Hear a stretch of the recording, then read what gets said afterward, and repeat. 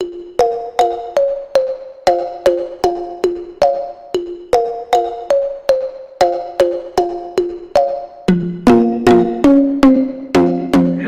नमस्कार, यहाँहरूलाई स्वागत छ मेरो युट्युब च्यानलमा। हजुरहरू नयाँ हुनुहुन्छ भने कृपया मेरो युट्युब च्यानललाई सब्स्क्राइब गरी साइडमा नोटिफिकेसन बेलमा दबाइदिनुहोस् ताकि तपाईँले सर्वप्रथम त मेरो नयाँ लेटेस्ट भिडियो प्राप्त गर्न सक्नुहुन्छ। आउनुहोस् आज केही नयाँ सोच विचार र प्रसङ्ग कुरा अगाडि प्रस्तुत गर्नतर्फ लाग्छ।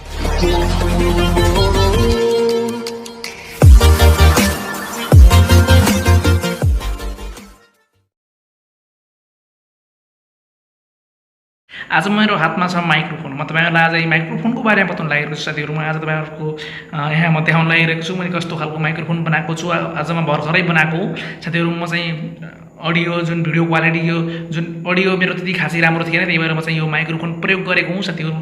अहिले यसको आवाज कस्तो छ तपाईहरुले मलाई बताउनु होला कमेन्ट बक्समा गएर है। अहिले यहाँ खाली छ कोठा, त्यही भएर पनि होला साउन्ड नोइजी आएको छ होला। भिडियोमा तपाईहरुलाई म अगाडि बढाउन लैजान्छु यसको बनाउने प्रक्रियाको बारेमा।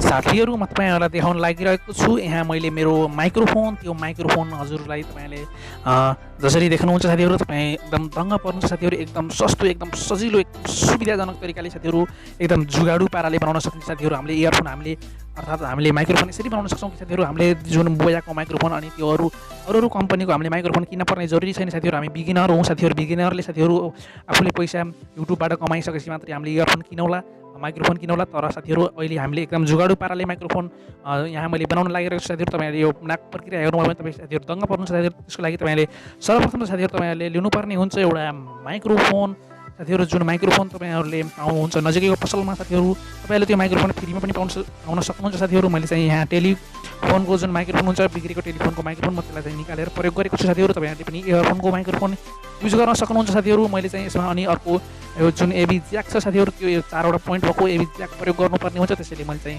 मेरो इयरफोनको एबी ज्याक निकालेर मैले यसमा प्रयोग गरेको छु साथीहरु। जुन एबी ज्याक एकदमै राम्रो क्वालिटीको हुन्छ साथीहरु। तपाईहरुले एबी ज्याक 2वटा अथवा 3वटा पनि भएको तपाईले प्राप्त गर्नुहुन्छ साथीहरु। तर त्यसले काम गर्दैन साथीहरु। माइकको लागि साथीहरु तपाईलाई 4वटा पोइन्ट भएको नै चाहिने भएको कारणले गर्दा साथीहरु तपाईले 4वटा पोइन्ट भएको तपाईले एबी ज्याक ल्याउनु होला साथीहरु। म अर्को भिडियोमा बताउने छु साथीहरु एबी ज्याक 2वटा 3वटा अनि 4वटा किन हुन्छ भनेर साथीहरु। त्यसमा चाहिँ साथीहरु तपाईले यसमा मैले कनेक्सन गरेको छु ग्राउन्डमा अनि माइकमा र ग्राउन्डमा कनेक्ट गरेपछि इयरफोनले काम गर्छ साथीहरु। माइक्रोफोन एकदम राम्रो क्वालिटीको बज्छ साथीहरु। मैले यसलाई अनि कभर गर्नको लागि एउटा टालोले बाँध्ने छु साथीहरु। अनि टालोले बाँधिसकेपछि त्यसको नोइज पनि रिड्युस हुन्छ साथीहरु। नोइज एकदम नोइजी फ्री हुन्छ साथीहरु। एकदम राम्रो क्वालिटीको आवाज आउँछ साथीहरु। अहिले चाहिँ मैले मोबाइलबाटै अडियो जुन रेकर्ड गराएको कारणले गर्दाखेरि नोइज बढी आएको हुन सक्छ साथीहरु। त्यसको लागि म क्षमा चाहन्छु साथीहरु। अनि साथीहरु तपाईहरुलाई यो भिडियो कस्तो लाग्यो, जस्तो लाग्यो त्यस्तै सुझाव सल्लाह अनि प्रतिक्रिया दिँदै गर्नु होला साथीहरु। कमेन्ट आएको छैन साथीहरु, लाइक गरिदिनु साथीहरु। एटलिस्ट 50 लाइक्स त गरिदिनुहोस् भन्न चाहन्छु साथीहरु। अनि साथीहरु भिडियो मैले एकदम रिसर्च गरेर बनाइरहेको साथीहरु। यो एकदम जुगाडु पाराले एकदम फ्रीली होममेडली साथीहरु एकदम सरल साथीहरु। एकदम राम्रो क्वालिटीमा जुन अडियो आउँछ साथीहरु। यसमा चाहिँ तपाईहरुले आफ्नै मोबाइलको माइक्रोफोन प्रयोग गर्नुभन्दा साथीहरु तपाईहरुले टेलिफोनकै माइक्रोफोन प्रयोग गर्नु होला भन्दै साथीहरु आजको यस भिडियोबाट म बिदा हुन चाहन्छु। हस्त नमस्कार, जय नेपाल।